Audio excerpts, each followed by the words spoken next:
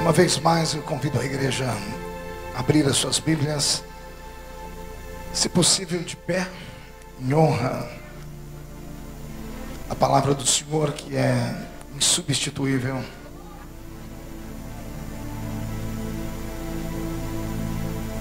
A segunda carta de Paulo aos Coríntios, capítulo de número 12.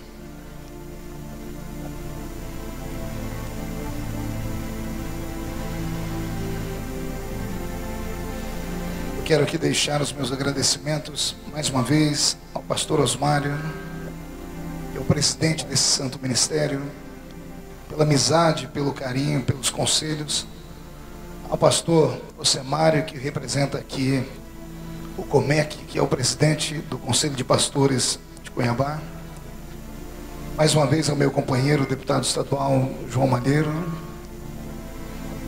as pessoas que estão me acompanhando do estado de São Paulo, o Charles, que virou um irmão, Deus te abençoe. O Dr. Bauer, que está aqui, faz assim, Bauer. Bauer é aquele ali, tem a cara do Sean Connery, né?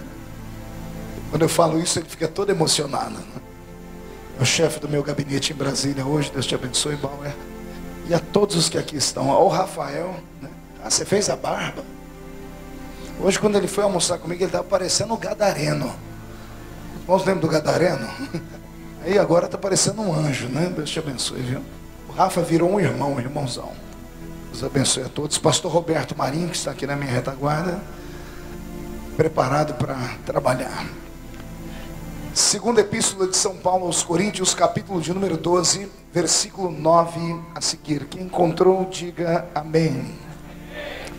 Quem não encontrou, peça misericórdia. Gente que não achou ainda. E então ele me disse: a minha graça te basta, porque o meu poder se aperfeiçoa na fraqueza. De boa vontade, pois, me gloriarei nas fraquezas, para que sobre mim repouse o poder de Cristo. Pelo que sinto prazer nas fraquezas, nas injúrias, nas necessidades, nas perseguições, nas angústias por amor de Cristo, porque quando estou fraco, é aí que sou forte. Feche a Bíblia, coloque no banco, pegue na mão da pessoa mais bonita do seu lado. Se não tiver ninguém bonito aí, venha pegar na minha mão aqui. Aperte a mão da pessoa com carinho até ela falar aleluia. Pentecostal que não faz barulho está com defeito de fabricação, não é? Vamos orar. Pai, nós te exaltamos, nós te glorificamos, e nós entendemos que uma vez mais este púlpito será o palco da sua revelação, e esta igreja será o local da tua habitação nesta noite. Antes que eu comece a desenrolar os seus segredos, cerque esta igreja com a sua glória, e num raio de 5 quilômetros onde houver um demônio alojado, eu dou a esses demônios segundos para sumirem daqui, porque se não sumirem, serão queimados pelo poder da sua glória que aqui será manifesta. Rasga os céus sobre Cuiabá nesta noite, Senhor, e uma vez mais troveja a sua glória sobre nós. Envia anjos dos céus à terra neste momento, que eles possam descer trazendo nas mãos brasas de fogo tirada do seu altar. Comecem a esparramar estas brasas entre nós, e onde houver um crente cheio do Espírito Santo, pega ele nesta noite, Jesus, e mostra o caminho da verdadeira adoração. E a igreja que é soberana diz amém. Os que podem, tomem o seu assento aplaudindo a Jesus, porque Ele é bom, porque Ele é maravilhoso, porque Ele é tremendo.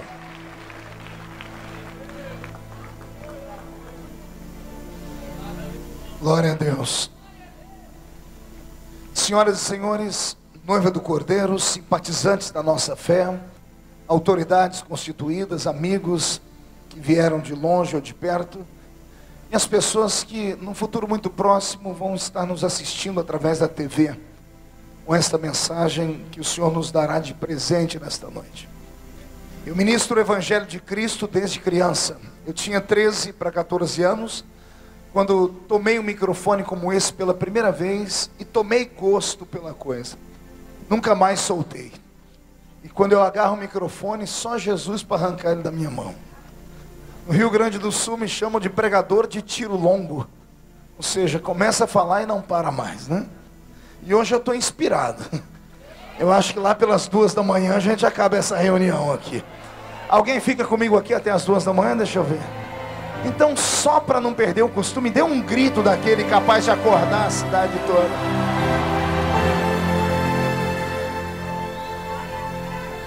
Eu amo a Bíblia Sagrada, me tornei amigo desta sabedoria. A Bíblia não é apenas um livro religioso, como muitas pessoas pensam. A Bíblia é um livro filosófico.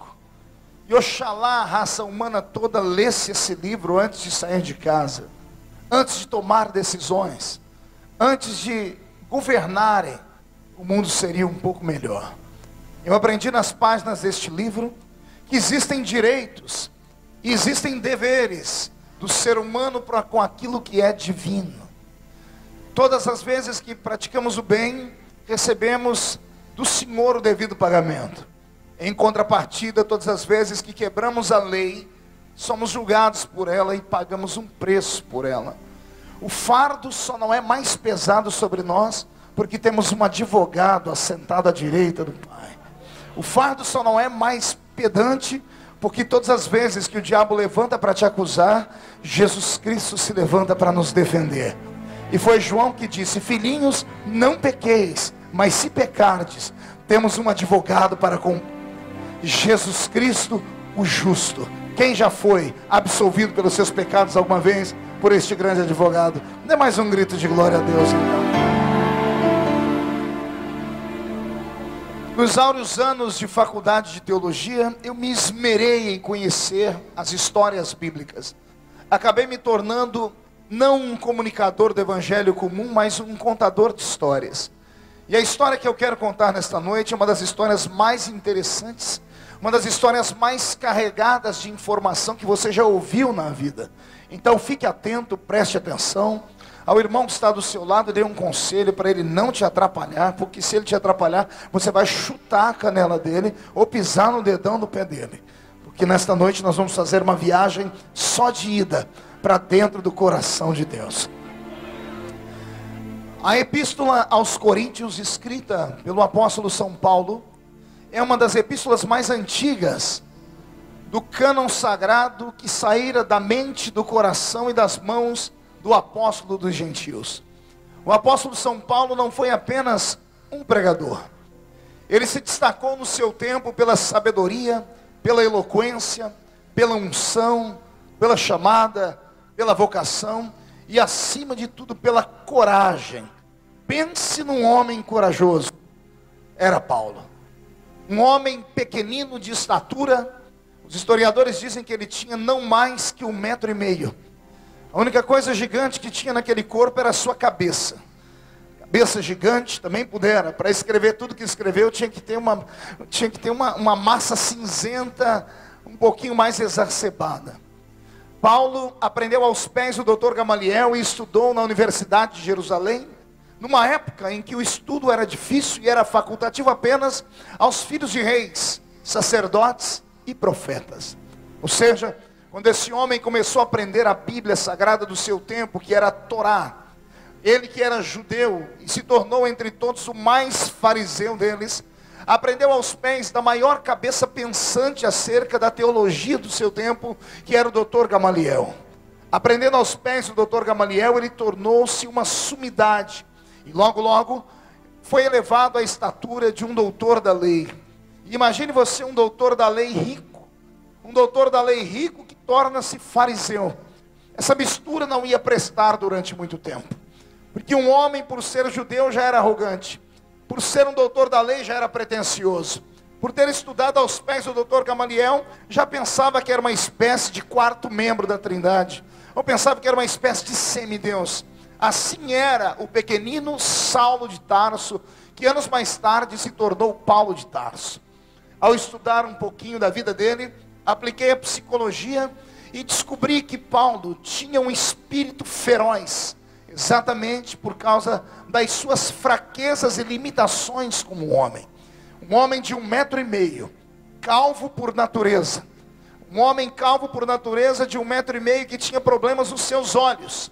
Quando ele escreveu a sua carta à igreja de Colossos, ele disse aos colossenses: o amor que vocês sentem por mim é tão grande, capaz até de arrancarem as órbitas dos seus olhos e doarem eles a mim. Há quem diga que além de ser um homem com a cabeça gigante, de 1,5 m de altura, problema nos olhos, há quem diga que ele tinha problema nas pernas, devido à queda que ele sofreu no caminho da cidade mais antiga do mundo, hoje estabelecida ainda, Damasco. Porque no meio do caminho de Damasco, ele se encontrou com uma glória divina, que nesta noite vai ser manifesta aqui em Cuiabá, se a igreja acreditar. O que leva o apóstolo Paulo, antes de ser Paulo, o que leva o doutor da lei Saulo, o que leva o fariseu Saulo a trazer sobre si a responsabilidade do término daquilo que era a princípio chamado de o caminho, uma seita que viria no futuro ser chamada de cristianismo. O que leva esse pequeno homem fariseu até o tutano dos seus ossos a ir nas autoridades políticas do seu tempo e autoridades eclesiásticas e receber deles uma carta com autorização para destruir, para desmotivar e matar em nome de Deus, se preciso fosse, para destruir esta trajetória desta seita que proliferava contundentemente. É incrível. Ele não precisava disso. Era um homem rico, eu já disse. Só os ricos estudavam na faculdade do Dr. Gamaliel.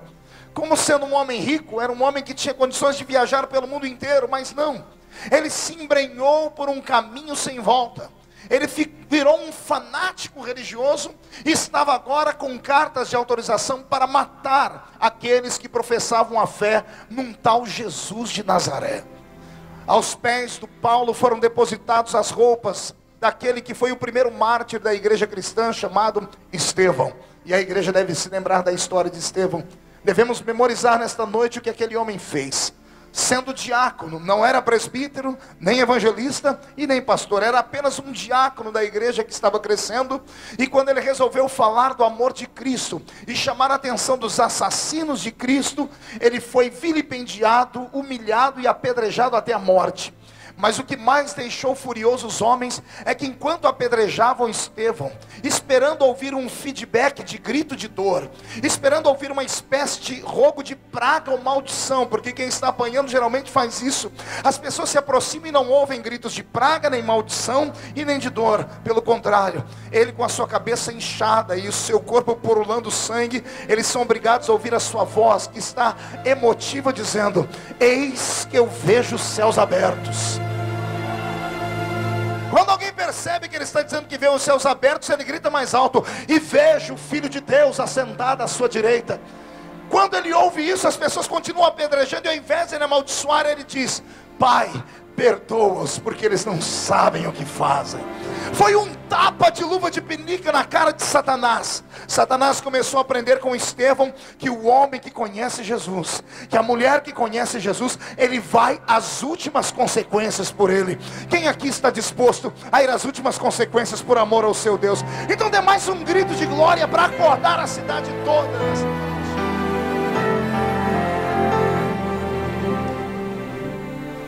Arrancam os despojos de Estevão, as suas roupas, e lançam aos pés de um tal Saulo de Tarso. O primeiro encontro de Saulo com algo fantástico, com algo miraculoso, foi na morte e no assassinato de Estevão.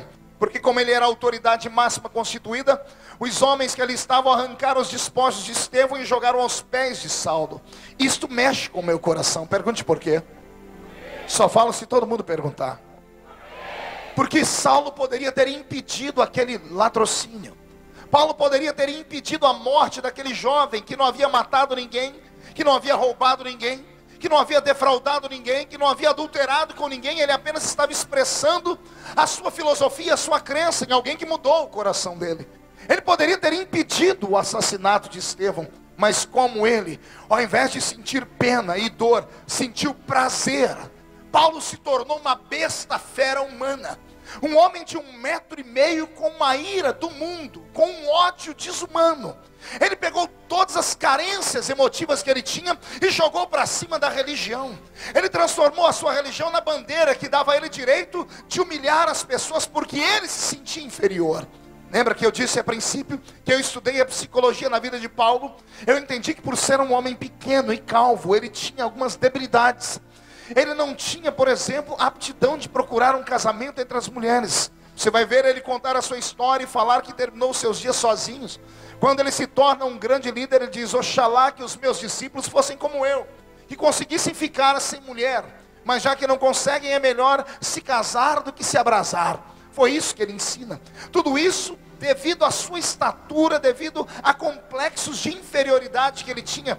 Imagine ele sendo judeu, muito profundo na sua religião, onde o judeu ortodoxo faz questão de deixar o seu cabelo crescer, até porque é um princípio do nazireado. E em segundo, o judeu ortodoxo deixa crescer uma franja que dá a ele a legalidade de ser um filho de Davi. Um homem que tem sobre o seu cabelo a indumentária de ser um homem servo de Deus, ele não tem cabelos, é calvo por natureza. Isso vai fazendo com que o coração dele vai ficando apertado, e como ele tem raiva de tudo e de todos, ele usa a religião para vomitar tudo aquilo que está dentro dele. Todavia ele não contava com uma coisa: o judaísmo já tinha brigado com outras religiões, mas o judaísmo debochava das demais religiões, porque os deuses das outras religiões eram deuses palpáveis, podiam ser vistos e podiam ser tocados. O judaísmo lutava contra os seguidores de Baal, Astarote, Azera, Marduk e todos os deuses da Mesopotâmia antiga. Mas agora o judaísmo vai brigar com uma religião nova que nasce, com um Deus que também não pode ser visto, com Deus que não pode ser tocado como Deus deles, mas que pode ser sentido quando alguém ergue a voz e clama a presença dele. Mas a fúria desse nanico é tão formidável que ninguém tem coragem de barrar a sua história, a sua trajetória. Ele começa a ameaçar todas as pessoas. Ele não andava com um bando de soldados, não. Era ele e mais alguns apenas. Chegavam em aldeias, destruíam os cultos. A história diz que ele matou mulheres, que ele matou crianças em nome da sua religião cega. E ele afrontou Jesus de Nazaré. Agora eu quero transportar você da terra para o céu. Eu quero que você imagine lá em cima no céu Jesus olhando para baixo, se ajeitando no trono, dizendo: está errado. Não tem um macho para encarar aquele nanico ali. Ele tem 1,5 metro. Cadê Pedro, que arrancou uma espada e enfrentou os guardas pretorianos quando eu fui ser crucificado? Cadê João, que tem autoridade? Cadê os pais da igreja? A ira e a fúria de Paulo era conhecida de maneira tão grande que ninguém parava no caminho dele. Ele se tornou uma espécie de anticristo daquele tempo, e ninguém se levantava para fazer nada. E eu imagino que uma hora lá no céu Jesus perdeu a paciência. Ele olhou para baixo e disse: já que não tem um macho para encarar ele, vou ter que eu mesmo descer lá, porque eu deixei a minha palavra penhorada. Jesus disse em Mateus 16, lembra? Ele falou: esta é a minha igreja, e as portas do inferno não prevalecerão contra ela. Já que não tem um macho para encarar ele, Saulo está indo no caminho de Damasco com as cartas de autorização. De repente uma luz explode na presença dele. Quando aquela luz explode na presença dele, os homens são aterrorizados e lançados ao chão. Ele tenta abrir os olhos e não consegue mais. Cai sobre ele um peso e ele fica cego. O coração dele acelera e só ele ouve uma voz contundente que diz para ele: Saulo, Saulo, por que me persegues? Duro será para ti a partir de hoje recalcitrares contra o meu aguilhão. Você vai ver o quanto importa sofrer para me seguir. Tendo ficado cego, foi conduzido a uma cidade próxima. Por 3 dias cego, ele empenhou por um jejum. 3 dias de jejum e oração é o suficiente para mover o coração de Deus. E Deus, que havia punido ele com a cegueira, agora vem para perdoar os seus pecados. Mas Deus cria uma situação muito linda. O Senhor, ao invés de ir direto a ele, o Senhor começa a dar exatidão e autoridade à igreja que estava constituída. Podendo Deus se levantar e fazer o que Ele queria naquele momento, Deus respeitou a autoridade da igreja constituída. E o Senhor foi até o profeta da igreja. E estava um certo homem chamado Ananias. E o Senhor disse: Ananias, levanta-te, desce a rua chamada direita. Tem alguém lá que você vai ungir para o santo ministério. Penso eu em Ananias, um bom crente, agora servo de uma igreja que já existe há alguns anos, se preparando, pegando a sua credencial de pastor, pegando a sua pastinha e o óleo da unção. Quando ele coloca a mão na maçaneta e vai sair, ele devia ter saído direto, mas ele resolveu falar com Deus antes, dizendo: Senhor, qual é o nome do homem, do servo que eu vou ungir? Lá do céu, Deus todo feliz disse: Saulo de Tarso.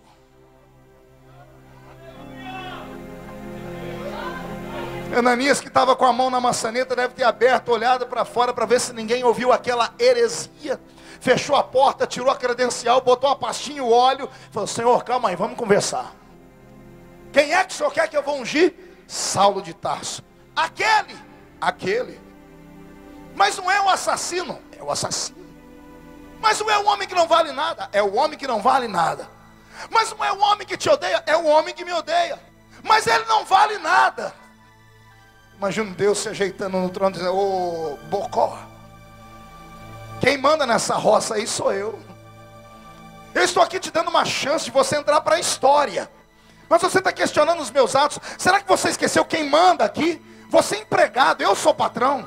Eu sou Deus, eu vejo que você não vê. Eu olho onde você não olha. Eu sinto como você não sente. Se eu estou mandando, é só para obedecer. Vai lá. Penso eu em Ananias dizendo: Senhor, mas o alto clero da igreja não vai aceitar. A convenção de Jerusalém não vai aprovar. Ele não vai passar no crivo. E Deus olhando do céu dizendo assim: rapaz, faz o que eu estou mandando, porque se ele não presta para vocês, para mim, ele é um vaso escolhido. Eu abro um parênteses nessa noite para começar a resgatar vidas que estão sendo mortas aqui dentro. Eu abro um parênteses para falar com pessoas que estão aqui e estão me assistindo em casa, para falar sobre a sua chamada. Não há nada que o homem possa fazer para prejudicar a sua história, a não ser que você pare para dar ouvido a eles. Não me interessa onde é o seu passado, o que você fez ontem, não me interessa se você fez isso ou aquilo. Se Deus olhou para você e disse: é você, amigo, será você. Não, você não entendeu, eu vou repetir. Se todo mundo diz que você não presta, se as pessoas da sua igreja dizem que você não vale nada, se as pessoas falam porque você só tem 2 dentes na boca, o zagueiro e o atacante, porque você é analfa de pai e beta de mãe, porque você caiu de paraquedas, porque você não tem você não tem um organograma na sua família de militância evangélica, se as pessoas dizem que você não pode ser porque o seu pai não é pastor, o seu avô não é pastor, o seu tataravô não é pastor, se você acreditar nisso, você vai terminar os seus dias do jeito que você está aí. Olhe para alguém do seu lado e você vai ver como tem algumas pessoas estranhas aqui. A pessoa não abre a boca nem para respirar. O olho está seco, parecendo olho de sapo que morre no dia de enchente. O corpo está paralisado, parecendo uma estátua de museu. Isso aqui, com todo respeito, não é um velório, não é uma missa. Isso aqui é um culto de adoração a um Deus vivo. E quem está aqui tem chamada desse Deus vivo. Então, se você tem essa chamada, se você acredita no que eu estou dizendo, pare de ouvir esses outros. Podem ser profetas, podem ser líderes de ministérios. Se eles dizem que você não tem chamada, alguém lá em cima vai brigar por você. E quando Deus põe a mão dele, o homem tem que tirar a dele. Nesta noite eu quero te dar um conselho: não espere a unção que vem da horizontal. Ai, Jesus, é sério isso. Eu estou dizendo, não espere a bênção que vem dos homens, embora os homens possam te abençoar, mas eles não podem te consagrar. O máximo que eles podem fazer, se estiverem em espírito, é reconhecer a sua chamada, porque a consagração da verdade, ela não vem da horizontal, ela vem da vertical, ela vem do céu. Tudo que o homem dá, o homem tira. Tudo que o homem dá, o homem tira. Você acha que eu estou empolgado com a minha campanha política? É claro que eu estou feliz, mas não estou empolgado, porque eu sei que as pessoas que me deram os votos para ser deputado federal, e foram 212 mil votos, ontem me deram, mas amanhã podem não me dar mais, porque eu fui ungido como político aqui na esfera dos homens. Agora, como pastor, ninguém pode tirar, porque aí eu não fui ungido aqui, aí eu fui ungido de lá para cima, para baixo, entende?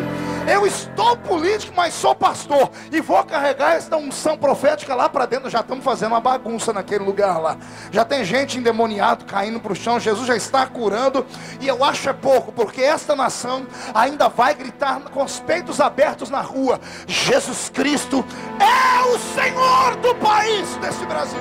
Quem concorda comigo, levante a mão direita, chacoalhe a mão direita, peça licença ao irmão do seu lado, põe a mão no ombro dele ou dela, agarre e diga: ó, depois que virou deputado, o médico falou para não contrariar ele. Então agarra o ombro do irmão, agarrou, chacoalha até ele fica irritado, irrita ele. Isso, chacoalhe e diga: Deus te trouxe aqui para isso. Chacoalhe ele. Diga: Deus te trouxe aqui para isso, para sacudir a sua chamada. Se você tem uma chamada, agarra ela, segura ela.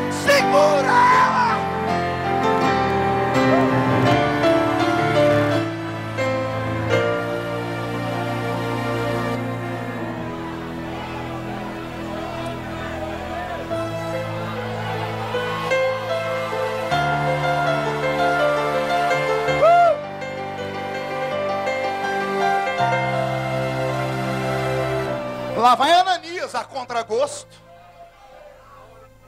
derramou óleo na cabeça de Saulo.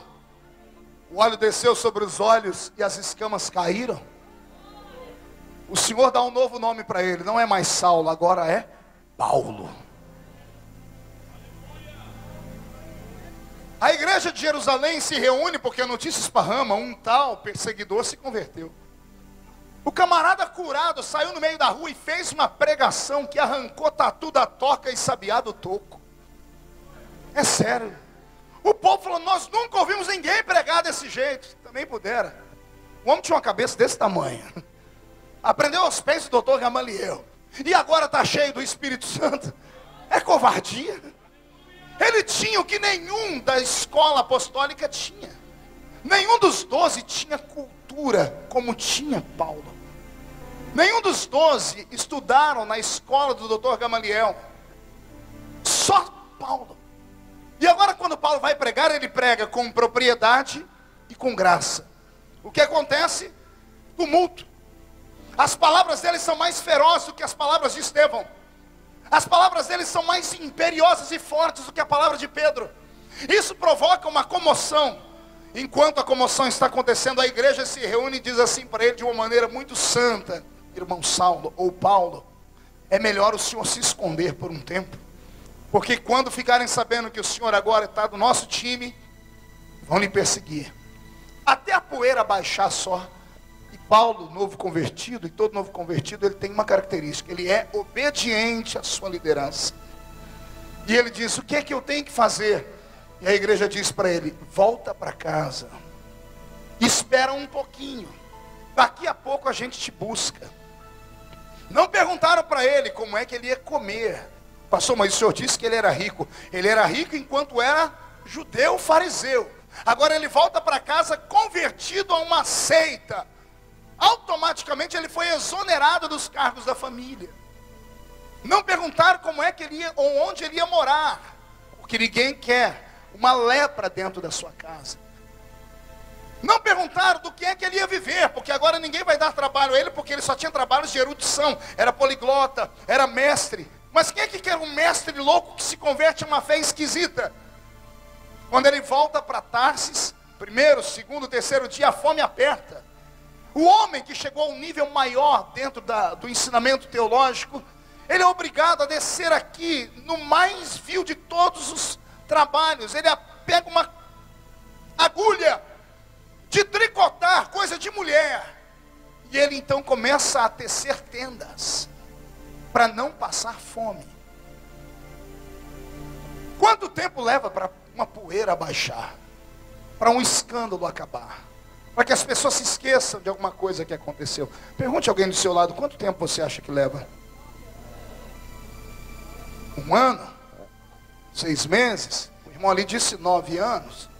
Quanto tempo leva? Se fosse aqui no Brasil era rápido, né? O brasileiro tem memória curta. Então imagine você quanto tempo você aguentaria esperar até que a porta se abrisse de novo. Paulo voltou para Tarsis acreditando que a igreja de Jerusalém viria recuperado depois. Respira fundo e diga para o seu irmão, não se escandalize. Passou 1 ano e ninguém se lembrou dele. 2 e ninguém se lembrou dele. 3, 4, 5 e ninguém se lembrou dele. 6, 7, 8, 9 e ninguém se lembrou dele. 10, 11, 12, 13, 14. 14 anos abandonado, jogado às traças. 14 anos esquecido pela religião agora a qual ele se converte. 14 anos sendo humilhado sem a família. 14 anos passando necessidade. Onde é que você acha que ele tirou aquele sermão quando perguntaram, você não tem medo de morrer? Não tem medo de passar fome indo para a obra missionária? E ele diz, eu sei padecer necessidades, como sei viver em abundância. Nada me separa do amor de Cristo.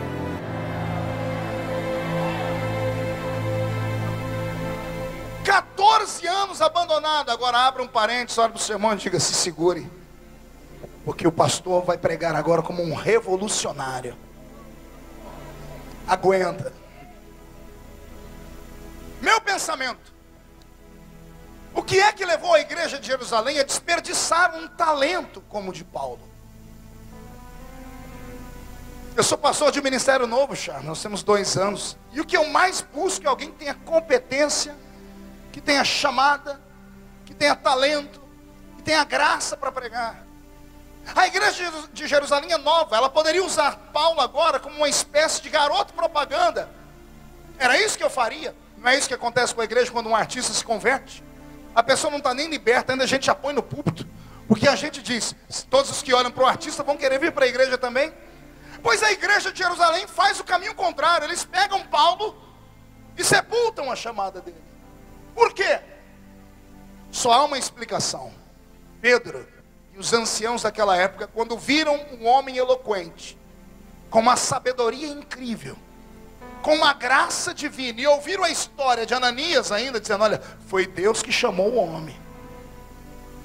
A igreja que está crescendo, naquela época não era mais um ovinho, já era uma instituição. E toda instituição, quando começa a crescer, ela tende a se corromper, porque começa a ter disputa de poderes e valores. Começaram a enxergar nele um concorrente. Olharam para ele e disseram, se esse homem vier para o nosso meio, ele vai tomar o ministério da gente.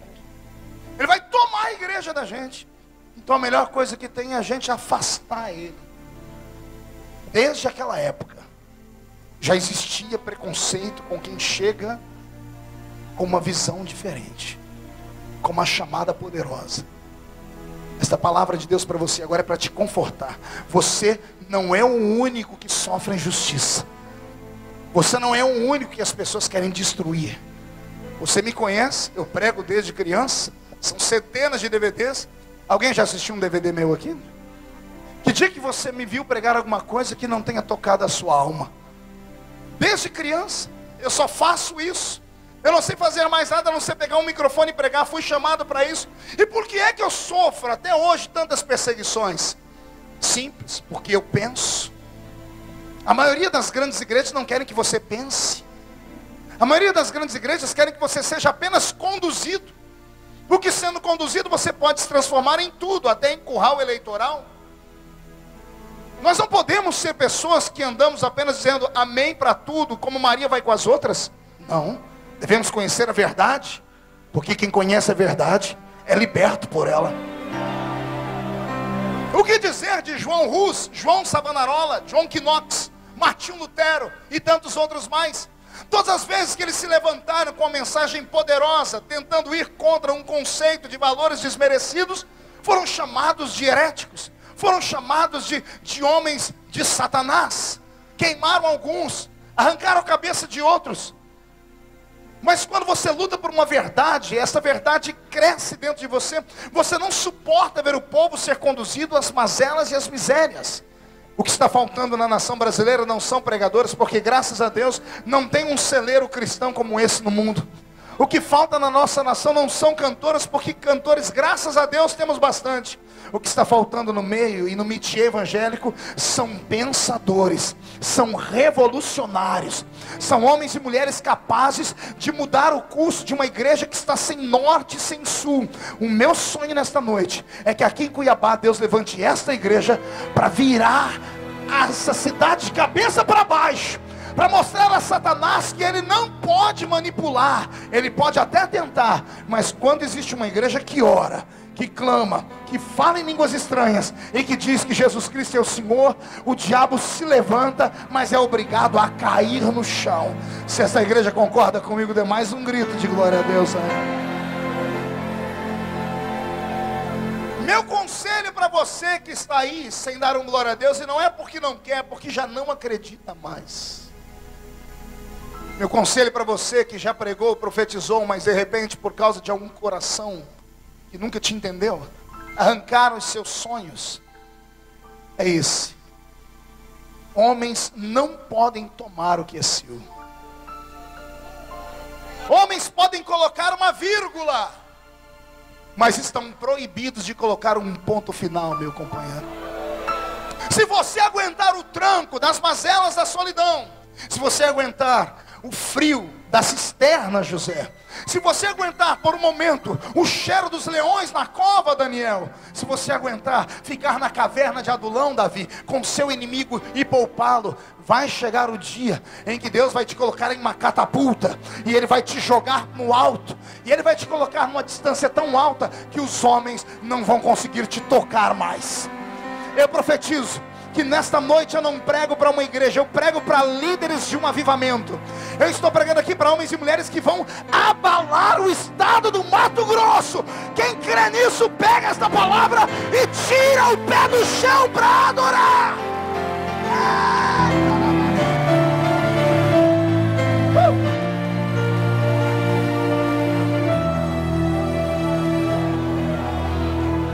O único capaz de roubar o seu sonho é você mesmo. O maior inimigo do homem é o próprio homem. Enquanto você achar que não pode, você não vai poder. Enquanto você sentir pena de si mesmo, você será um coitadinho miserável.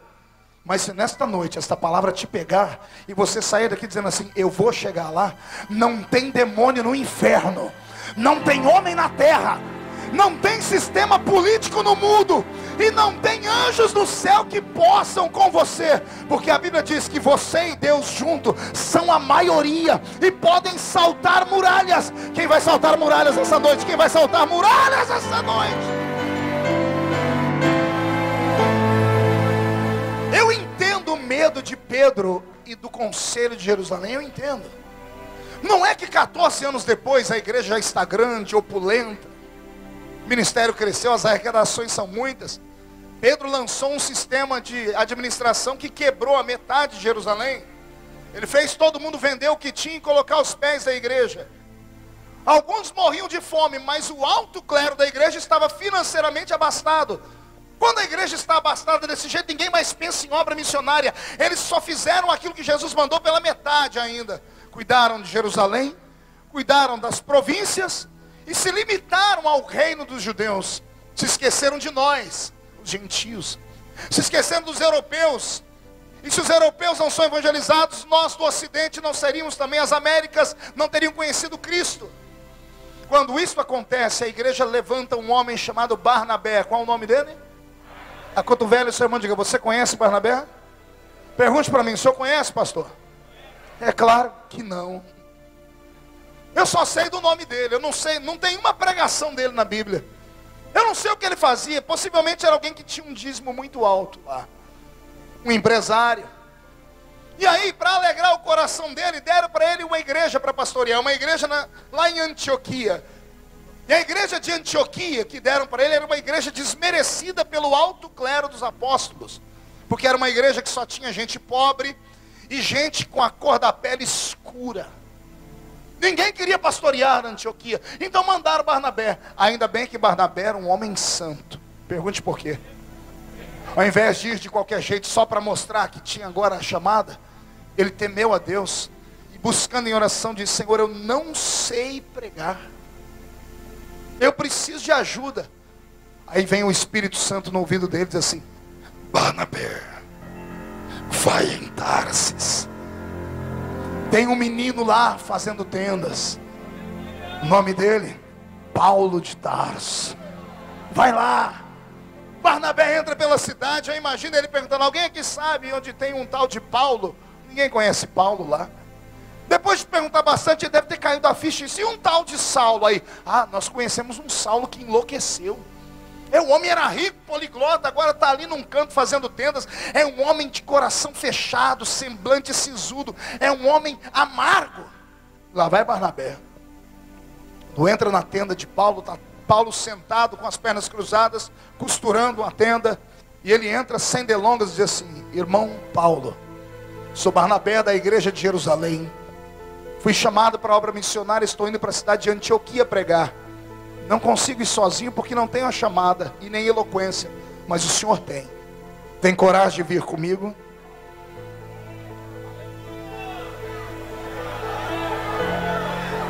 Tem coragem de abraçar a obra missionária comigo? Respire fundo. Pergunte ao seu irmão: o que você responderia? Lembrando que você passou fome por causa da igreja. Você perdeu a família por causa da igreja. Você perdeu a sua profissão por causa da igreja. A igreja mentiu para você. E agora vem a igreja pedir sua ajuda. 14 anos depois, o que é que você responderia? Seja sincero. A maioria de nós ia pegar uma pedra e ia jogar em Barnabé. Ia mandar ele caçar o serviço. Mas quem chamou aquele baixinho cabeçudo foi o Senhor. E quando a chamada vem de cima, ela não acaba, Charles. Quando a chamada vem do céu, Bauer, ela queima no peito da gente. E não importa o tempo, a gente sabe que qualquer dia ela vai explodir. A história diz que Saulo ou Paulo não respondeu nada. Ele só levantou, começou a desmontar a tenda. Baixinho, sisudo, foi lá, pegou o seu dromedário, o seu camelo, colocou o que tinha em cima do camelo, sentou no dorso do camelo e gritou: vamos embora, Barnabé. Eu estou atrasado, tem 14 anos. A minha chamada está travada aqui dentro, tem 14 anos. Faz 14 anos que eu estou no óleo. Eu estou soltando fogo pelas ventas. Eu quero agarrar o diabo pelo chifre, esfregar a cara dele no chão e chutar ele para o inferno. É hora de cumprir a chamada.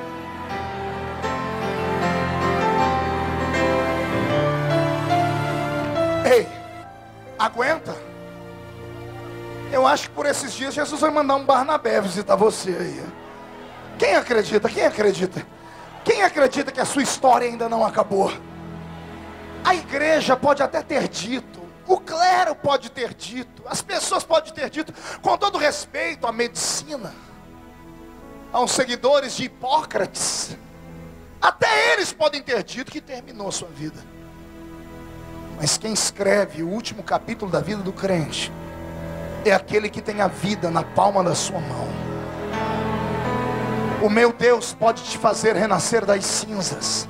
Ele pode te dar um nome mais poderoso do que o antes. Eu profetizo que a glória da segunda chamada será maior do que a glória da primeira.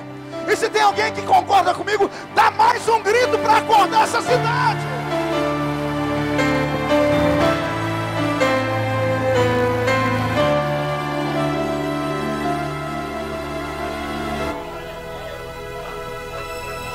"14 anos cheio do Espírito Santo, orando. 14 anos com dons enterrados. Quando ele sai para pregar em Antioquia, é uma avalanche. Em menos de um mês, a igreja explode em crescimento. Porque além de sabedoria e intelecto, esse tal Paulo de Tarso tem unção. tem graça e glória. Os sinais acompanham ele. Paralítico anda, cego vê, surdo ouve. Onde ele passa, a igreja explode. Saindo de Antioquia, ele vai para Colossos, de Colossos para Tessalônica, de Tessalônica vem a Grécia, passa por Éfeso a primeira vez, é expulso de lá, depois ele volta para a cidade. A notícia é que ele está plantando igreja em tudo quanto é lugar daquele mundo antigo. A história narra que ele evangelizou sozinho todo o continente asiático, sem ter um avião, sem ter um carro possante, do lombo de um cavalo ou nos barcos, dos quais por 3 vezes ele naufragou. É um herói. Pedro enxergou isso nele, Pedro sabia do potencial dele, e ele também é inteligente. Pergunte por quê? Sabendo que ele foi expulso da igreja, ou pelo alto clero, ele não se mete com os judeus, porque lá já tinha congregações. Ele vai abrir trabalho entre os gentios, ele vai arrancar toco onde ninguém nunca foi, para mostrar que quem tinha chamado ele, ia com ele, ou no vale, ou na montanha. Uma espécie de Abraão se despedindo de Ló, lembra? Abraão e Ló, depois da briga dos pastores, Abraão disse: escolhe para onde você quer ir, Ló. Só tinha 2 caminhos, ou Sodoma e Gomorra, que estavam na planície, ou as montanhas. E Ló não é bobo, diz: eu quero as planícies. E Abraão disse: então siga, porque eu vou para a montanha. Abraão não tem medo, porque ele sabe quem chamou ele. Deus estará com ele no alto da montanha, ou onde ele for. Aguenta essa história: Deus será contigo onde você estiver. É assim. E agora que ele planta essas igrejas, a notícia esparrama, e depois de anos, os crentes que se converteram entre os gentios, o sonho deles é ir a Jerusalém conhecer a sede. É natural que isso aconteça. Quantas vezes vocês aqui não foram a São Paulo nos shows do Voz da Verdade? Por quê? Essa igreja é baseada neles. Quantas vezes os católicos não vão até Aparecida aqui no Brasil, ou o sonho deles é irem até o Vaticano? Isso acontece. Quantos muçulmanos não sonham em ir a Meca? Toda a sede da grande religião recebe a visitação. E não é diferente lá. Os gentios começam a fazer caravanas e ir para a igreja sede em Jerusalém. Aí começam os problemas. Pergunte por quê. Chegam os crentes dos gentios, os crentes entram pela igreja de Jerusalém falando em línguas e chorando. E os crentes que estão lá dentro começam a olhar e dizer: mas quem que é esse povo? A roupa não é igual a nossa, o cabelo é diferente, as mulheres são mais pintadas, os homens são esquisitos. Ei, o que é isso aí? Quando perguntam para eles: vocês são crentes de onde? Eles dizem: nós nos convertemos com a pregação do apóstolo Paulo.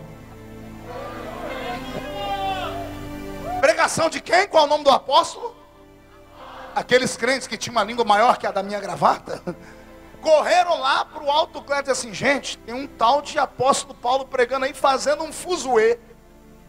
A notícia vai indo, a boca indo, até que chega no ouvido do pastor presidente da igreja de Jerusalém, que é Pedro. Problema: Pedro, sentado no concílio da convenção, diz: como é que é? O povo está se convertendo com a pregação de quem? Apóstolo o quê? Paulo. Irado, carcomido pela religião que já está envelhecendo, Pedro diz: quem consagrou ele a apóstolo? Chega um tempo em que os homens se preocupam com títulos. Querem saber se você é de A, B ou C. Querem saber se você é isso ou se é aquilo. Imagine você, e não conte para ninguém, quando eu comecei a pregar, Jesus me abriu as portas no maior evento do Brasil. Me apresentaram como pastor, mas eu não era pastor. Pastor, o senhor mentiu? Não, eu omiti. É diferente. Ninguém me perguntou se eu era pastor, ué. Me apresentaram, está aqui o pastor Marco Feliciano. Quem me apresentou tinha divisas altas, ninguém questionou. E eu preguei, e virou pastor Marco Feliciano. E aquela glória, Jesus cura, paralítico anda. Fui parar fora do país, voltei o 2º ano, não conta para ninguém, eu era diácono. Na hierarquia me botaram como pastor, vou fazer o quê? Até que um belo dia alguém falou assim: o senhor pertence a que convenção? Eu disse: o que é? Cadê a sua credencial? Eu disse: o que é isso? Alguém disse: você não é pastor? Eu disse: eu sou diácono. Então você mentiu? Eu disse: não, ninguém nunca me perguntou para mim se eu era pastor. Vocês que falaram que eu era pastor, e eu recebi a profecia. Ué. Cada vez fala: está aqui o pastor, diz: eu recebo em nome de Jesus. Por causa da falta do título, me proibiram de pregar no Brasil inteiro. Quando me colocaram diante dos doutores da lei, eu fui falar: mas por onde eu passo, o cego vê, o surdo ouve, o paralítico anda e Jesus salva. Aí eles disseram assim: não importam os sinais, porque para a igreja envelhecida, eles não querem saber se Jesus te usa. Eles querem saber se eles falarem assim para você: senta, e você senta. Levanta, e você levanta. Vira, e você vira. Querem saber se você pode ser manipulado. Querem saber se você pode ser um fantoche. E todas as vezes que você questiona, te chamam de rebelde. Se você não questiona, você morre por dentro, porque você começa a ficar preso, sufocado, porque a religião nem sempre dá as respostas que queremos. É por isso que de vez em quando Jesus tem que levantar uns malucos. Tem que levantar alguém que vira Marte, alguém que vai sofrer calúnia, pancada, mas que vai virar profeta. E escute, podem matar o profeta, mas não podem matar as profecias que saíram da boca dele. Quem aqui se candidata ao cargo de profeta para um Mato Grosso? Então recebe esta unção agora.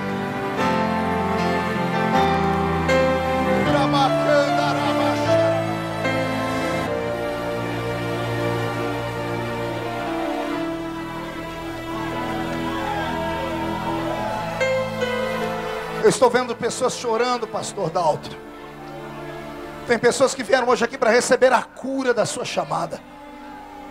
Você já havia perdido a sua chamada, a sua história. Jesus está dizendo hoje: você não pode perder aquilo que eu te dei. Reage, ressuscita, sai da cova. Vai se arrastando, mas não dê brecha ao diabo. Não dê ousadia aos seus inimigos de ficarem rindo em cima de você. Você pode ter perdido tudo, mas faz igual um companheiro nosso da Bíblia, que até a família foi embora. Está todo mundo rindo de você, dizendo que você está morto. Agarra um caco de telha, bobo, e mostra para eles: Deus não toma tudo, não. Deus deixou um caco de telha na minha mão, ó. Caco de telha vai na ferida e me coça, porque eu não tenho mais unhas. Ele dorme do meu lado como se fosse um ursinho e não reclama de mim. E hoje eu levanto ele como se fosse um troféu da vida e digo: eu sei que o meu Redentor vive e em breve se levantará para me socorrer. Reage! Reage! Não desista da sua chamada. Não negocie a sua unção. Não se entregue.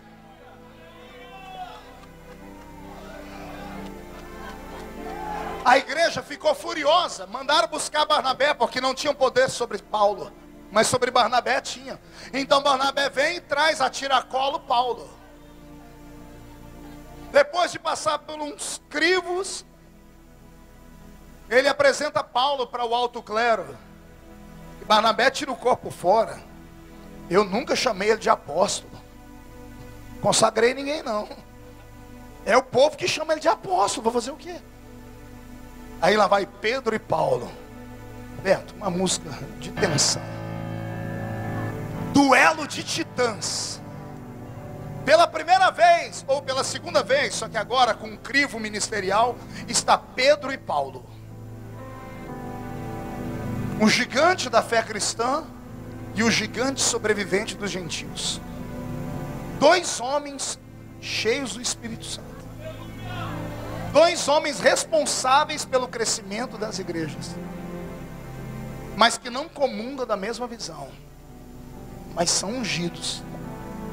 Pedro, como está na sua terra, olha para Paulo e pergunta: quem te consagrou apóstolo?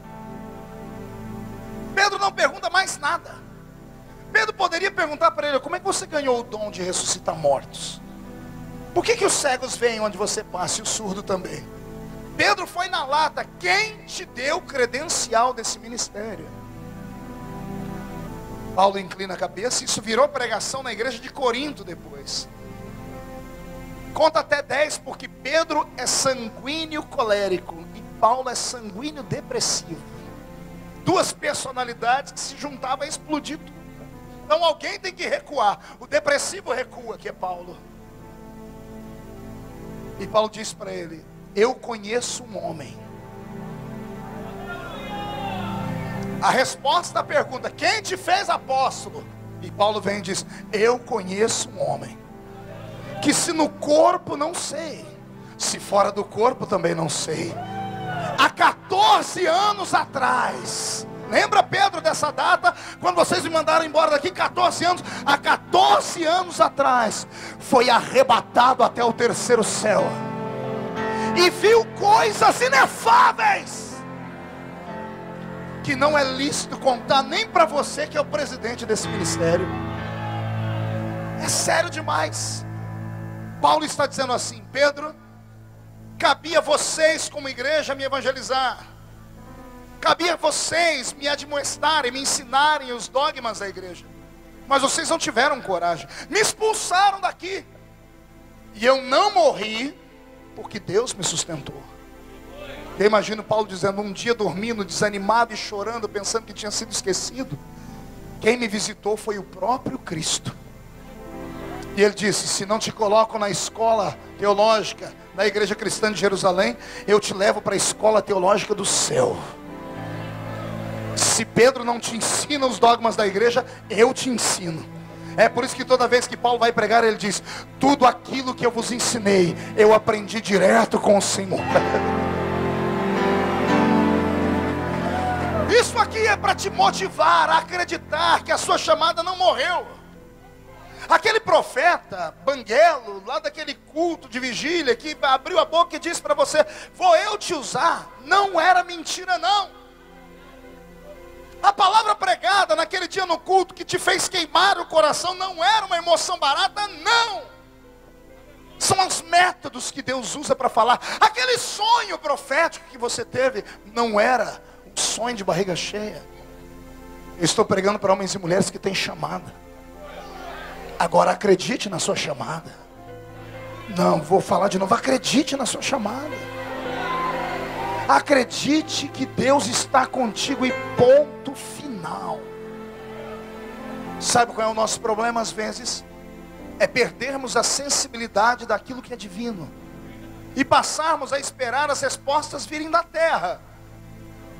Quando eu saí à política, e eu uso isso porque é o fato mais recente, eu recebi convites, isso em outras épocas, e preguei contra a política. E de repente vem Jesus de novo e me dá uma chance. Aí eu fui orar, como orei das outras vezes. Só que das outras vezes o Senhor nunca falou comigo. Da última vez Deus falou. Eu tive um sonho. Eu estava com uma pasta escrito Cruzadas. E eu bati em uma porta escrito governador. Eu contei isso para o pastor Dalton na época. O pastor Dalton lembra disso. E o pastor Alcemário também lembra. Quando eu batia na porta, lá de dentro alguém perguntava quem é. Eu dizia: é o pastor Marco Feliciano. E a porta não abria. Eu batia de novo, e alguém dizia: quem é? Eu disse: é o pastor Marco Feliciano do programa de televisão. E a porta não abria, porque eu tinha um projeto de cruzada para os estados. Quando eu estava desanimando, indo embora, a pasta mudou, as letras apareceram: deputado federal evangélico mais votado da história. Aí eu virei e bati na porta. Alguém disse: quem? Eu disse: é o deputado federal evangélico mais votado do estado de São Paulo. A porta não abriu, ela foi arrancada. E eu acordei. Você crê que Deus fala? Aí começamos o problema, porque eu fui buscar apoio, ninguém me apoiou. Todas as igrejas que eu ajudei em momentos de dificuldade com as minhas pregações do estado de São Paulo bateram a porta na minha cara, porque cada uma delas tinha o seu candidato oficial. E como tinha o seu candidato oficial, na época da campanha, eu deixei de ser um santo pregador para ser um profano político na mente deles. Com raríssimas exceções, eu estou falando dos grandes ministérios, potentados. Igrejas pequenas, graças a Deus, abriram a porta. Mas o único que me apoiou contundentemente, não pedindo voto, mas me deixando pregar, foi o reverendo Dr. Samuel Ferreira, líder de Madureira, em São Paulo. Com exceção dele, nenhuma outra igreja abriu as portas. Aí eu falei para aqueles dois ali, eu falei: estou frito. Porque o meu reduto é a igreja, ninguém quer me apoiar. De repente lanço em São Paulo o filho do presidente das nossas convenções. Diz: pronto, na minha igreja já não vou ter mais voto, porque é o filho do presidente. Aí o Senhor falou comigo: faz aquilo que eu te chamei e deixa que eu cuido do resto. Eu falei: Senhor, mas eu só sei pregar. O Senhor disse: vai e prega. Senhor, mas eu não tenho condições. Nenhum crente me ajudou. Aí vem Jesus e manda um ímpio, me deu um caminhão de som. 50 cruzadas em São Paulo. Nenhuma delas eu falei de política. 6.000 almas se converteram. E de repente vem Jesus e diz: agora de presente você me deu 6.000 almas, eu te dou uma votação expressiva em São Paulo. Sabe o que eu estou te dizendo? É que se você não acreditar nos seus sonhos, eles vão esmorecer. Deus não pode te obrigar a nada. Estamos na graça, na época da graça, vivemos do livre arbítrio. É você quem vai. Deus desenha e diz assim: o plano é esse, aceitar é com você. Eu posso te dar isso, mas você vai ter que lutar por isso. Se você não acreditar, é melhor desistir mesmo. Mas se você acreditar, se prepare. Quem te viu passar na prova e não te ajudou, quando ver você na bênção, vão se arrepender. Vão estar entre a plateia e você no palco. Vão olhar e ver Jesus brilhando em você.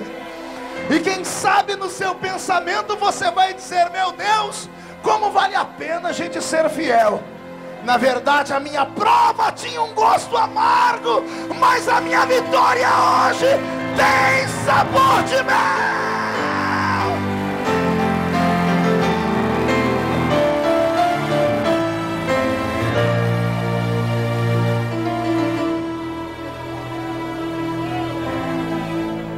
Respire fundo e diga para o seu irmão: ufa.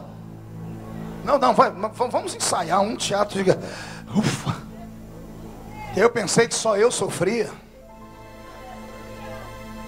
Depois deste embate, contra fatos não há argumento. Pedro teve que se curvar ao ministério de Paulo, porque tinham sinais, mas mesmo assim não havia uma amizade muito boa entre eles. Um dia Pedro, num outro concílio, numa outra convenção, teve a orelha puxada por Paulo. Paulo olhou para ele e disse assim: Cefas, por que quando você está perto dos gentios você age de um jeito, e quando você está aqui entre os judeus você age de outro? Pedro estava sendo político, chutava com os dois pés. Ele ia lá nas igrejas de Paulo, onde o povo comia carne de porco, onde o povo tinha cultura deles, e não reclamava. Mas quando chegava aqui entre os judeus, ele dizia: quem come porco vai para o inferno.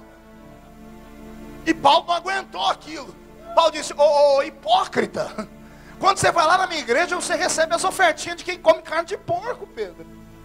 Foi a igreja de Éfeso que eu plantei que socorreu Jerusalém quando ela estava morrendo, Pedro. Politicagem sempre existiu. O tempo passa. Paulo se torna um eremita. Prega contundentemente e cria uma história. Não haveria o cristianismo que temos hoje se não fosse por ele. Ele desmistificou o judaísmo do cristianismo. Porque a igreja de Pedro era uma igreja cristã judaica, ou um judaísmo cristão. Foi Paulo que começou a arrancar as raízes do judaísmo da igreja. E ele plantou um ministério puro. Então o que temos hoje é exemplo da pregação de Paulo. Ele foi perfeito, pastor? É claro que não. Tem coisa que ele escreveu aqui que nos ensinou que quando eu chegar no céu, eu vou olhar, se não tiver nenhum anjo do meu lado, eu vou dar um coque na cabeça dele. Eu vou falar: ô Paulo, por que você não pensou na gente? Por que você não explicou quando você escreveu, por exemplo, para a igreja de Corinto, para as mulheres não cortar o cabelo? Por que você não falou: isso aqui é só para as mulheres gregas? Porque se ele tivesse feito aquilo, a Assembleia de Deus aqui no Mato Grosso não sofreria. As mulheres que têm 30 anos ficam, infelizmente, já chegam a ficar com cara de 50. Não teriam que passar por esses constrangimentos. Tudo porque ele não ensinou lá a igreja de Corinto, dizendo: essa doutrina do cabelo é só para a Grécia. Pergunte por quê. Só responde se todo mundo perguntar fazendo biquinho. Ah, que povo fofo. Eu quero mudar aqui para o estado do Mato Grosso desse jeito. Aliás, eu já sou mato-grossense também, né? Então escute. Quando Paulo prega para os gregos, ele faz missão transcultural. Então ele adapta a sua igreja ao sistema daquele povo. Paulo descobriu que entre os gregos havia um fetiche, uma tara. A tara dos gregos era por nuca feminina. Assim como os americanos é por seios, o brasileiro é por bumbum, os gregos eram apaixonados pela nuca feminina. Pegue todas as imagens de pseudas deusas gregas que você encontrar. Alguém já viu uma imagem de uma mulher sem os braços? Artemis é uma das deusas mais conhecidas da Grécia. Todas as deusas gregas estão com um coque feito na cabeça. A sua nuca está exposta, porque era a parte mais sensual. E Paulo, quando prega o seu cristianismo ali, ele ensina as mulheres a não despertarem a sensualidade dos homens gregos. Ele diz o quê? É melhor que as mulheres não cortem o cabelo, porque se cortar vai mostrar a nuca. Mas aí ele dá uma ressalva: se precisar cortar, então rape tudo de uma vez. Então não é poderio, não é poder, era uma estratégia. Então, se tiver que cortar rápido, porque a mulher com a cabeça rapada não esboçava nenhum tipo de sensualidade. Então, por causa de algumas coisas como essa, por exemplo, tem mulher aqui que chegar no céu e ver Paulo, vai correr atrás dele com um pedaço de pau. Paulo disse: mulher na igreja tem que ficar calada. Opa, está escrito na Bíblia. Você já leu isso? Mas ele estava ensinando um povo de um sistema antigo. E naquele mundo antigo a mulher não tinha valor nenhum diante da sociedade, a não ser subserviente ao marido. Ele deveria ter explicado isso. Então existem coisas que ele escreveu que só ele deu conta. Vai ele falar para a gente: era melhor que ninguém fosse casado como eu. Aí tem um monte de problema dentro de igrejas de vertentes cristãs, como por exemplo o catolicismo, que segue a vertente de Paulo. E a maioria dos padres acabam com um problema de pedofilia ou de escândalos.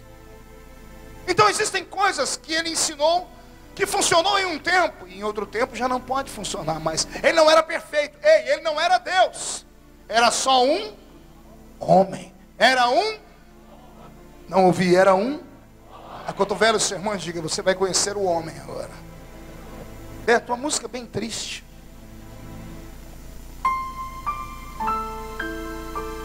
Um dia, esse homem que pregou tanto, enfrentou o clero, enfrentou o diabo, enfrentou o inferno, se deparou com o pior inimigo dele: ele mesmo.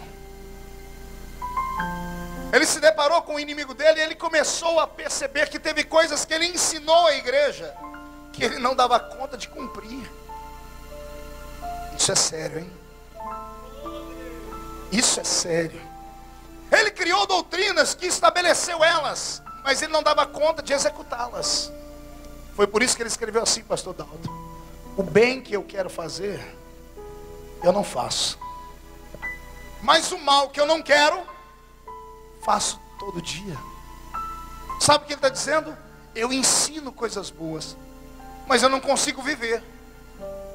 Como eu não consigo viver, ele começa a se autoflagelar, dizer: miserável homem que sou.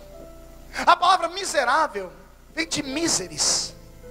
Miseris significa sujo, podre, porco, doente, vazio, estranho. Eu não tenho tempo para falar as outras palavras que são mais impropérios. Ele, o homem que fundamentou a nossa fé, que nos ensinou o caminho, que foi arrebatado ao céu, que viu Jesus, que curou todo mundo, no fim da vida ele olha para o céu e diz assim: eu sou um hipócrita, porque tudo que eu ensinei eu não dou conta de fazer. Deus chama ele para uma conversa. Ei, conversa comigo. Qual o seu problema? Meu problema é que eu tenho um espinho. Como é que é? Senhor, eu tenho um espinho na carne. Onde é o espinho? No espírito? Na alma? Na mente? Onde é o espinho? Respira fundo. Pergunte para o seu irmão: em que parte da carne?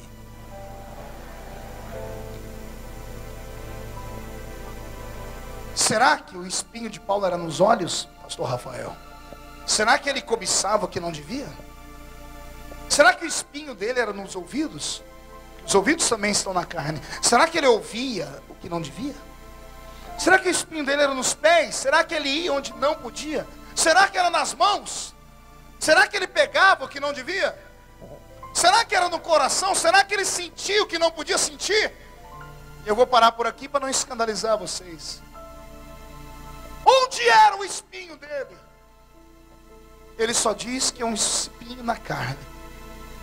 E Deus diz: e o que acontece com esse espinho? Ele diz: Senhor, eu tenho vergonha de falar, então eu vou criar uma parábola.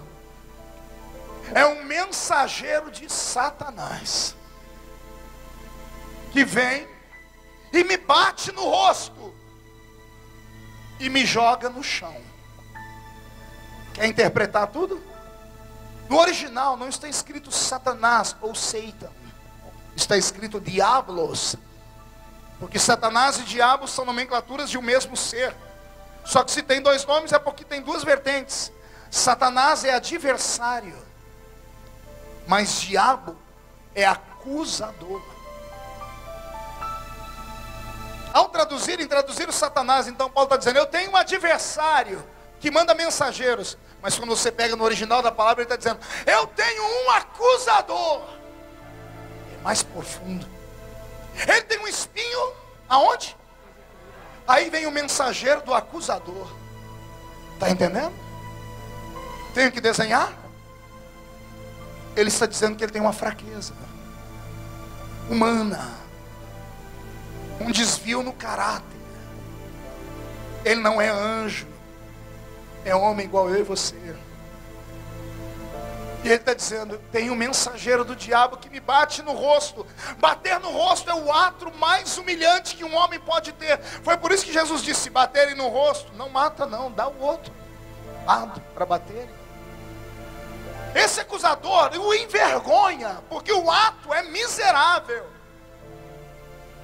E o pior vem agora, além de bater, joga ele no... Não é ele que se joga, ele é jogado. Então ele está dizendo, eu estou caído. Pesada a mensagem? Será que eu estou te escandalizando? Será que eu estou tirando de você o respeito que tinha por Paulo? Não, se isso está escrito na Bíblia, é para nós entendermos que Deus não usa super-homens, que Deus não usa Mulher Maravilha. Isso é para você entender que se Deus pegou um cidadão como ele, que era assassino, se converteu e mesmo assim continuou tendo algumas crises existenciais e problemas, e mesmo assim Deus deu a ele uma chance, o Senhor está dizendo, respira. Eu posso fazer com você o que eu fiz com ele.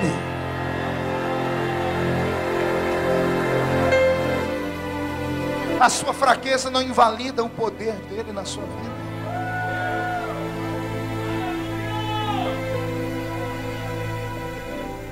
Vem a parte mais linda. Quando ele vomita e diz, o mensageiro bate no meu rosto e me joga no chão, me deixa caído. A alma dele entra em profunda agonia. A vontade dele é morrer. A vontade dele é que aquele peso chamado culpa saia dele. Mas ele criou um sistema filosófico sobre a culpa. Ele, Paulo, ele diz, quando você tiver visto alguém com pecado, procure alguém para confessar. Ele tinha arrumado o caminho para aliviar a pessoa da culpa. Procura alguém e confessa. Se o irmão não quiser confessar, chama diante de uma audiência. Se então ele não quiser confessar, então entregue ele ao diabo. Ele havia ensinado a maneira de aliviar a culpa. Mas se ele cumprisse o que ele ensinou, ele tinha um problema. Pergunte por quê. Imagine ele ir confessar para o líder máximo da igreja. Imagine Paulo indo diante de Pedro. Falar, Pedro, pequei. Pedro, eu estou caído. Eu tenho um espinho na carne. Pode imaginar o que Pedro faria com ele ou não? Vamos lá. Pense. Eu imagino Pedro abraçando, chorando, dizendo assim, Paulo, eu preferia ver você morrer do que ver esse momento chegar. Paulo, a igreja te ama, nós vamos fazer de tudo para te ajudar. Todavia, você não pode mais pregar. Você não pode mais ensinar. Você não é mais exemplo. Você vai ter que entregar a sua credencial, porque depois daquele dia que você me contou do seu apostolado, eu fui obrigado a te dar uma credencial dessa igreja. Se Paulo confessa a Pedro, nós não teríamos os seus escritos na Bíblia. Tudo que ele fez, a igreja ia dizer, não presta para nada, porque não é assim que as pessoas fazem. Quando alguém tem um ministério de 10, 15, 20, 30 anos, ganha almas, prega, canta, quando ela desliza, todo mundo esquece o que a pessoa fez. Nós não teríamos a Bíblia na mão. Possivelmente nós, os gentios, não teríamos sido alcançados pelo Evangelho.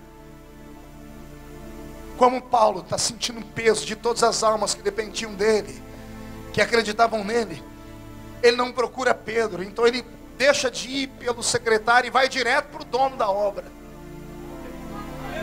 Ele dobra o joelho e diz: e agora, o que que eu faço?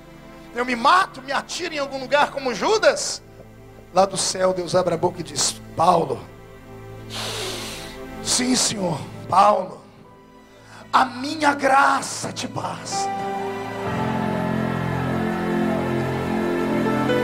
Oh, aleluia, aleluia.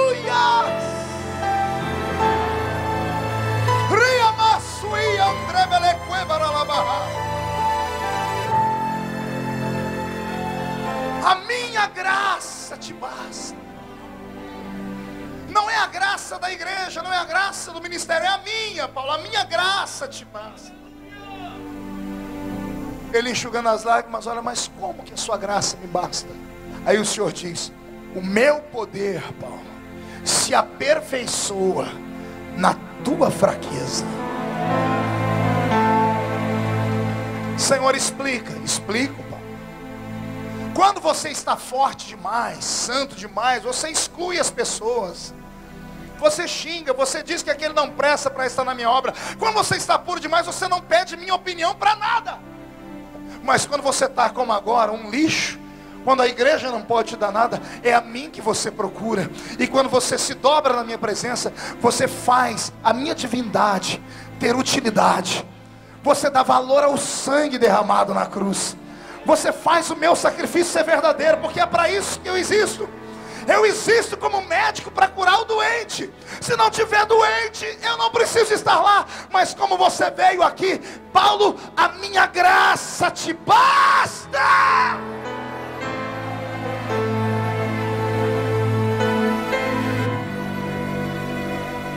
Ele se alivia, olha para o céu e escreve o que ele escreveu para nós.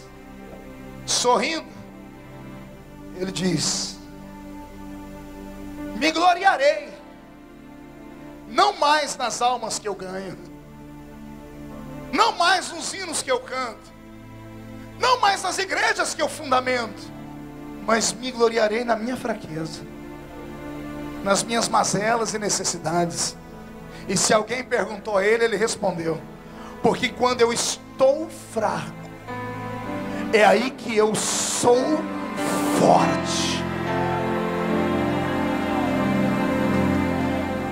O original traz uma tradução perfeita. E algumas bíblias mais novas deturpam a tradução. As bíblias mais antigas que estão aqui na mão dos crentes leram exatamente esses dois verbos na mesma frase: quando eu estou fraco, aí eu sou forte. Algumas bíblias mais atualizadas dizem: quando eu sou fraco, aí eu sou forte. Essa tradução é errada. A tradução certa é a antiga. São os dois verbos na mesma frase. Ele está dizendo: quando eu estou fraco, porque estar é um verbo passageiro. Você está hoje, mas amanhã não vai estar mais. Você caiu ontem, mas amanhã você vai estar de pé. Estar é passageiro. Agora quando ele diz: eu sou forte, ele não mente. Ele está dizendo: ainda quando eu estou fraco, eu continuo sendo forte. Você não entendeu? Eu vou repetir. Ainda que você esteja no vale da sombra e da morte, se entender que você é forte, o diabo é obrigado a sair da sua frente. O mais fraco crente aqui nesta noite é mais forte do que o império das trevas inteiro de pé. E eu quero que o diabo vá se lascar no inferno, porque o sangue de Jesus Cristo ainda nos purifica de todo o nosso pecado.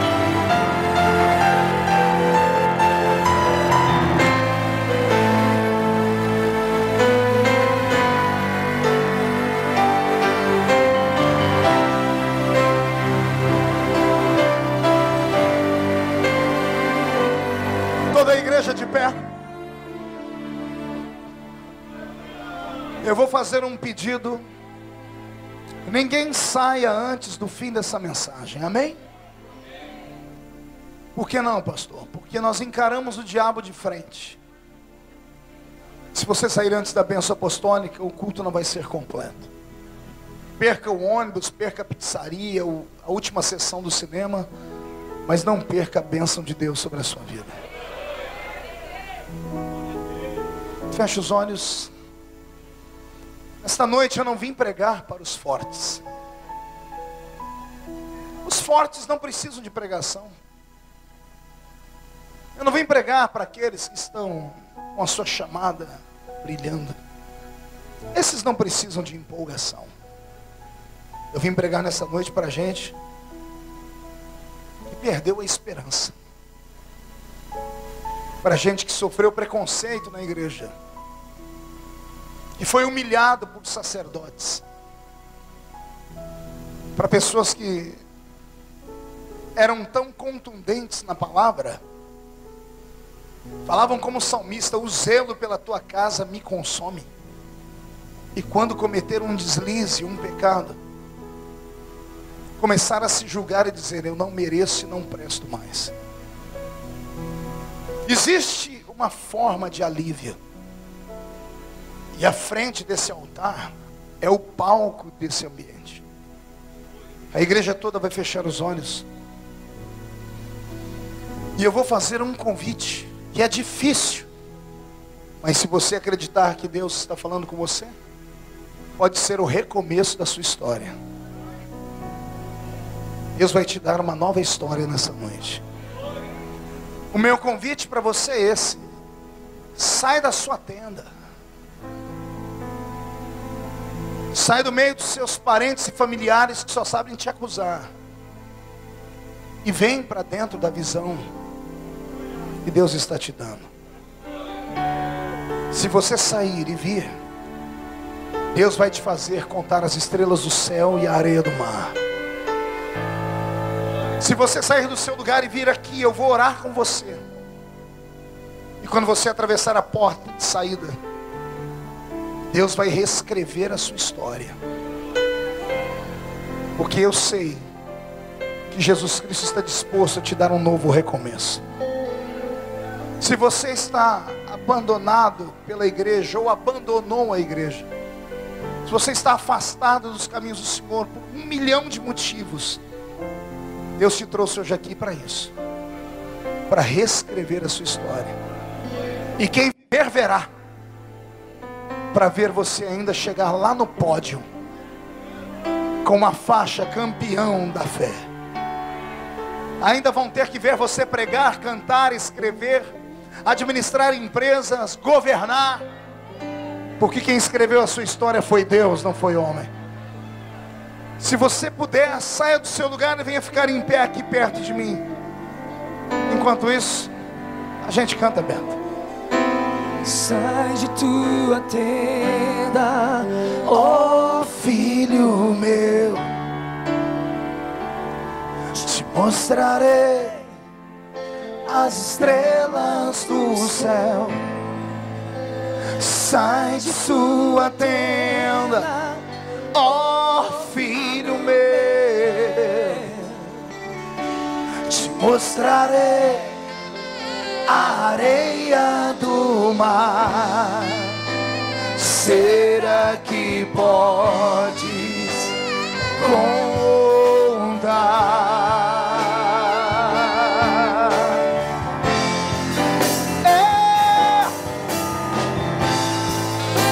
Será que podes imaginar tudo aquilo que eu sonhei para ti, filho meu? O que minhas mãos fizeram para ti, filho meu. Minha bênção será sobre ti. Uma nova história Deus tem pra ti. Um novo tempo Deus tem pra ti. Tudo aquilo que perdido foi, ouvirei de sua boca, te abençoarei.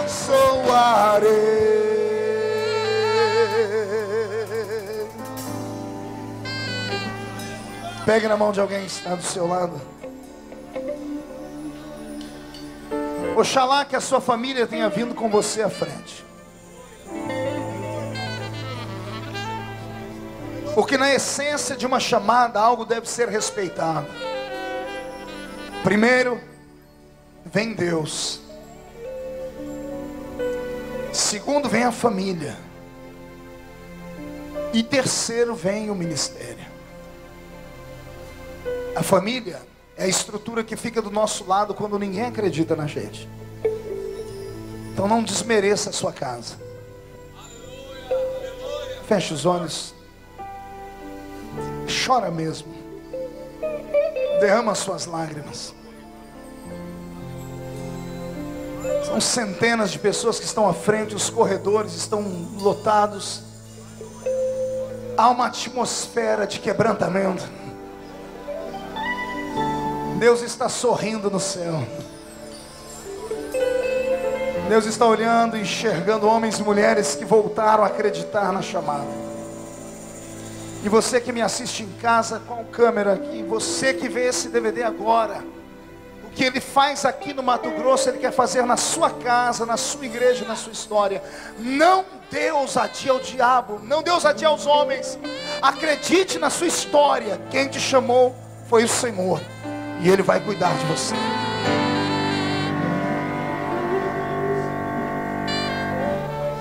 Sai de sua tenda, ó filho meu,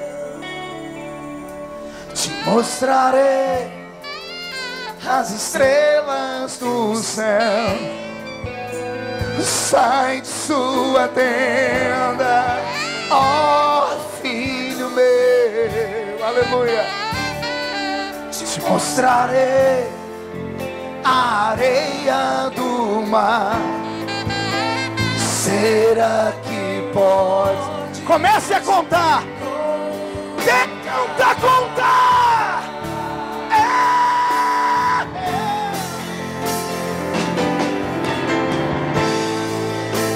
Será que podes imaginar tudo aquilo que eu sonhei para ti, filho meu? O que minhas mãos fizeram para ti, filho meu. Minha bênção será sobre ti. Uma nova história Deus tem pra ti. Um novo tempo Deus tem pra ti. Tudo aquilo que pedido foi, ouvirei de sua boca, te abençoarei.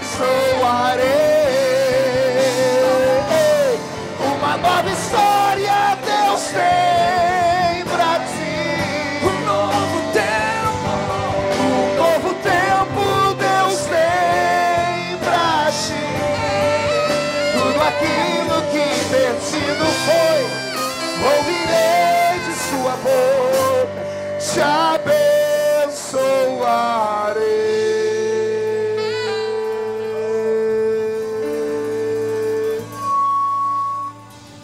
Incline a cabeça. Segure a pessoa pelo braço, não pela mão, pegue no braço. Feche os olhos. A minha oração nesta noite será a oração de um sacerdote.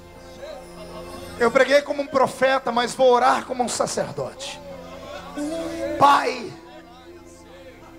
aqui na minha frente estão os seus Paulos, homens e mulheres cheios de defeitos, homens e mulheres que sofreram os embates da vida, gente rejeitada pela família, gente rejeitada pela igreja, gente com uma chamada incrível, mas que nasceram brilhantes demais, e o brilho deles acaba ofuscando dos demais. Por brilharem tanto, despertaram a inveja, despertaram ciúmes de gente pequena. E os pequenos, Senhor, criam ciladas de morte. E por isso alguns que vieram à frente estão vivos por fora, mas por dentro estavam mortos. Mas eis que nesta noite, o mesmo Espírito que soprou no vale de ossos secos, Pai, começa a soprar na igreja Voz da Verdade do Mato Grosso. Cuiabá está sendo sacudida pelo hálito do Todo-Poderoso Deus. Ressuscita este ministério, Pai. Ressuscita este profeta. Ressuscita esta profetisa. Ressuscita agora, agora.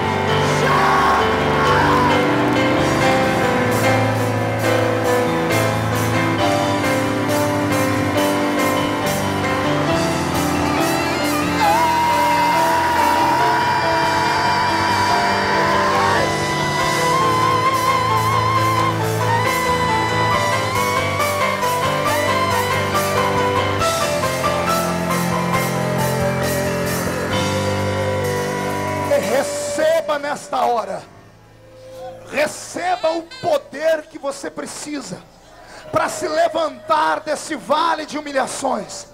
Recebe nesta hora a plenitude da graça de Deus.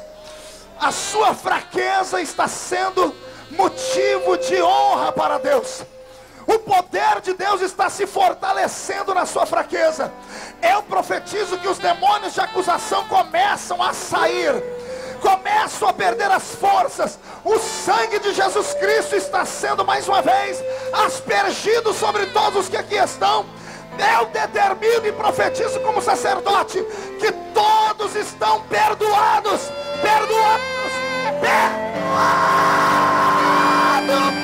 Uma nova história Deus tem pra mim, um novo tempo Deus tem pra ti. Tudo aquilo que perdido foi, ouvirei de sua voz, te abençoarei. Uma nova história Deus tem pra ti. Um novo tempo Deus tem pra ti. Tudo aquilo que perdido foi, ouvirei de seu amor, te abençoarei. Quem pode levantar a mão direita para o céu nesse momento? Chacoalhe ela, faça uma tomada disso. Diga comigo, eu profetizo, Pai, que todos os demônios de acusação que tentaram roubar a minha chamada estão na palma da minha mão agora. Fecha a sua mão. Eu vou contar até 3. Você vai jogar no chão e vai pisar em cima. 1. Você está perdoado. 1,5. A sua chamada é grande. 2. Quem viver verá. Para ver onde Deus vai colocar o seu nome ainda. 2,5. Esse ministério, pastor Daltro, vai crescer a 100 por 1, porque a misericórdia de Deus habita nesse lugar. 3. Jogue no chão, pise em cima.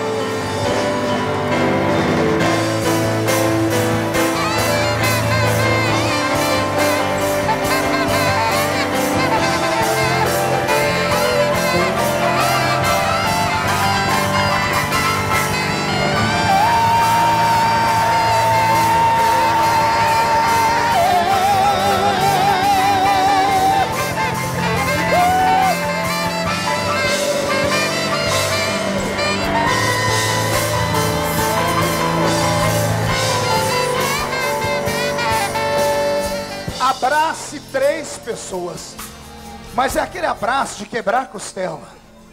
Abrace, gaste um tempo e profetize. E diga aos seus irmãos: a sua chamada ainda vai dar o que falar, porque uma nova história Deus tem para ti. Glória a Deus. Vai, Beto.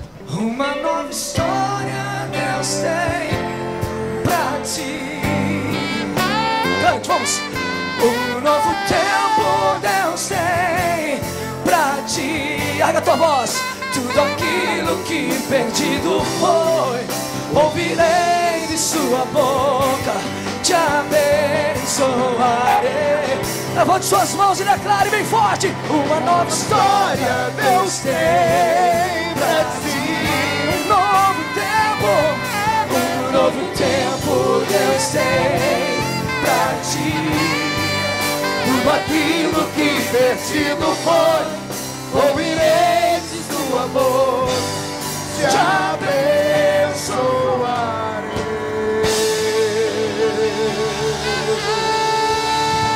Ei, escute o que eu vou falar agora. Respira fundo. Pegue na mão de alguém do seu lado de novo, só um minutinho. Pegue na mão do seu irmão, segure na mão dele. É profético o que eu vou dizer aqui.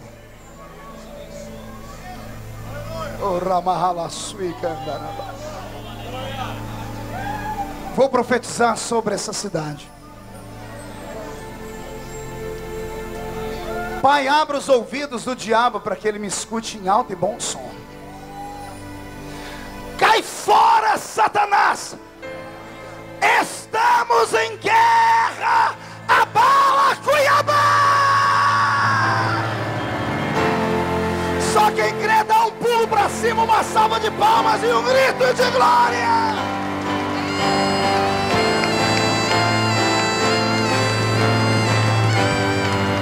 Uma nova história Deus tem pra ti. Um novo tempo Deus tem pra ti. Tudo aquilo que perdido foi, ouvirei de sua boca, te abençoarei. Nova história, uma nova história Deus tem pra ti. Um novo tempo Deus tem pra ti. Tudo aquilo que perdido foi, ouvirei